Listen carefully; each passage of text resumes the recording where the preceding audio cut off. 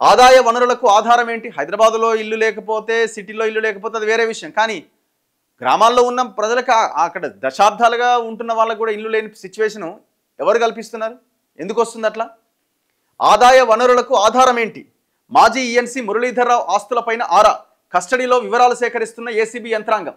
అంటే నువ్వు సంపాదించిన సొమ్ముకి ఆధారం ఏంది అని అడుగుతున్నారు. ఈఎన్సీ మురళీధర్రావు అంటోడు కాళేశ్వరం ప్రాజెక్టులో main king pin culprit. KCR తర్వాత రెండో కల్ప్రిట్ ఎవడంటే మురళీధర్రావే.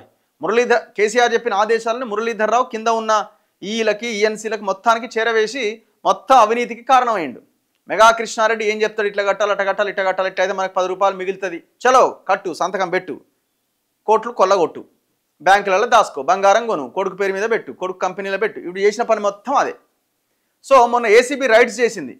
రైడ్స్ చేస్తే 100 కోట్ల ఆస్తులు బయటపడ్డాయి. లాకర్లలో బంగారాలు, కథ, వ్యవహారము, కొడుకు కంపెనీలో పెట్టిన పెట్టుబడులు ఇవన్నీ బయటకు వచ్చినాయి. నిన్న ఈ అరెస్ట్ చేసిరు 4 రోజుల కింద. అరెస్ట్ చేసిన తర్వాత కోర్టుకు వెళ్ళి కస్టడీకి పిటిషన్ వేస్తే కోర్టు కస్టడీకి ఇచ్చింది. కస్టడీకి తీసుకున్నారు. నిన్న ఫస్ట్ డే మురళీధర్రావును విచారించింది ఏసీబీ. నువ్వు ఇంత సంపాదించినావు కదా, దీనికి ఆధారాలు ఏంటి అని అడుగుతున్నారట. నీటిపారుదల శాఖ మాజీ ఇంజనీరింగ్ చీఫ్ మురళీధర్రావు ఆదాయానికి మించిన ఆస్తుల లెక్క తేల్చే పనిలో ఏసీబీ అధికారులు నిమగ్నమయ్యారు. అరెస్ట్ అయి చెంచల్గూడ జైల్లో ఉన్న మురళీధర్రావును న్యాయస్థానం అనుమతితో 5 రోజుల కస్టడీకి తీసుకొని విచారిస్తున్నారు. బుధవారం ఉదయం జైలు నుంచి తీసుకొచ్చిన ఆయన్ను ఏసీబీ కార్యాలయంలో ఉంచి విచారణ ప్రారంభించారు.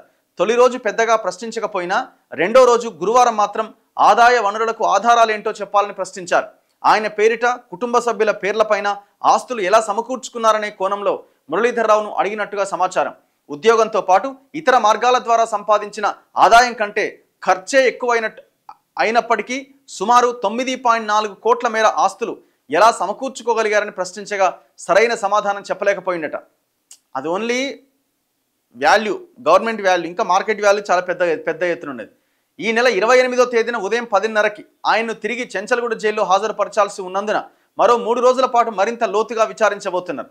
అండ్ ఇప్పుడు ఈయన సంపాదించింది కొడుకుకి సంబంధించిన కంపెనీల వాటిలో కూడా పెట్టుబడుల కింద డబ్బులు పోయినాయి. అవి లెక్కలోకి రావు కదా ఇందులోకి. జైల్లో మాజీ ఎమ్మెల్యే 2 సార్లు ములాఖాత్ అయిందట. చెంచల్గూడ జైల్లో మురళీధర్రావును ఖమ్మం జిల్లాకు చెందిన మాజీ ఎమ్మెల్యే ఒకరు, ఎవరైనా మాజీ ఎమ్మెల్యే అంటే పువ్వాడనా ఇంకెవరన్నా పేరు రాయొచ్చు కదా, పేరు రాస్తా అయిపోయాయి. ఆ ములాఖత్ కావడం చర్చనీయాంశంగా మారింది. మురళీధర్రావు జైలుకు వెళ్ళిన మొదటి రోజే సదరు మాజీ ఎమ్మెల్యే ములాఖత్ మీద కలిసిండు. అప్పుడు కుటుంబ సభ్యుల కంటే ముందే వెళ్ళి కలిసిన మాజీ ఎమ్మెల్యే 4 రోజుల క్రితం మరోసారి ములాఖత్ అయిందట. మురళీధర్రావు తనకు కుర్చీతో పాటు పడక మంచం కావాలని జైలు అధికారులను అడిగిండట. అయితే నిబంధనలు అంగీకరించవని వారు తిరస్కరించినట. ఈ క్రమంలో ఆయన నేలపైన నిద్రిస్తున్నట. అయితే 7-10 వయసు కావడంతో ఎక్కువసేపు నిల్చోవాల్సి వస్తే ఇబ్బంది పడుతుండట.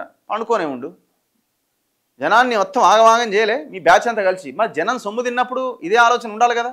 రేపు పొద్దున నేను జైలుకు పోతే ఎట్లా, సంతకం పెడుతున్నా, ఇన్ని కోట్ల ఆస్తులు నేను కూడేసుకుంటున్నా అనే ఆలోచన ఆనాడు ఎందుకు లేదు? ఆనాడు 7-10 వయసు గుర్తుకు రాలే. నేను ముసలోన్నైనా సాగుకు దగ్గరైనా మరి ఎందుకు నాకు ఈ ఆస్తి కథ అంత ఎందుకు, నా కొడుకు సెటిల్ అయిపోయిండు, ఎవరి కోసం ఇదంతా నేనెందుకు ఇరుక్కోవాలనే ఆలోచన ఆనాడు ఎందుకు రాలే?